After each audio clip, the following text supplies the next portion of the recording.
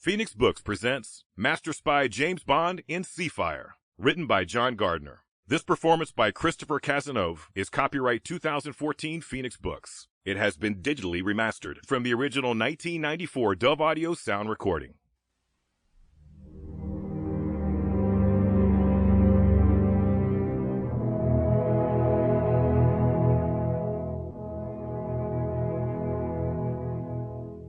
The cruise ship Caribbean Prince had left St. Thomas at just after 6 in the evening, with its passengers looking forward to 2 days at sea before reaching Miami.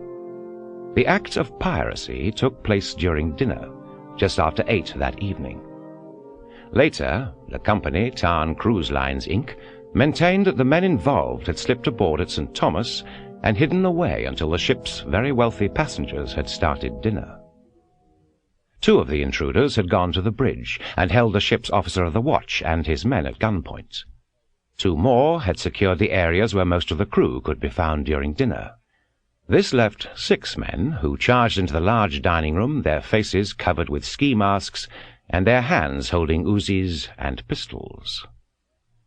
2 of the bandits fired short bursts into the ceiling, while their leader shouted loudly, telling people that nobody would get hurt if they did exactly what they were told. This man immediately began to make his way around the tables, demanding that the diners take off all jewelry and empty their pockets. Everything was taken and dumped into a big plastic garbage bag held by the 6th man. The whole operation was carried out with the kind of calmness and planning that signaled careful military precision. James Bond and Flicka von Grusse were seated at a table for 4 people, the other 2 being a pleasant, retired stockbroker and his wife from New Jersey. The stockbroker's wife was in near hysterics, but her husband stayed calm, telling her to do just as she was told. "If you want everything," Bond said calmly, "you'll have to let me stand up. I've a rather valuable fob watch attached to a chain which I can't unfasten while sitting down." "Well, get on with it." The leader retreated a pace to let Bond push back his chair and get to his feet.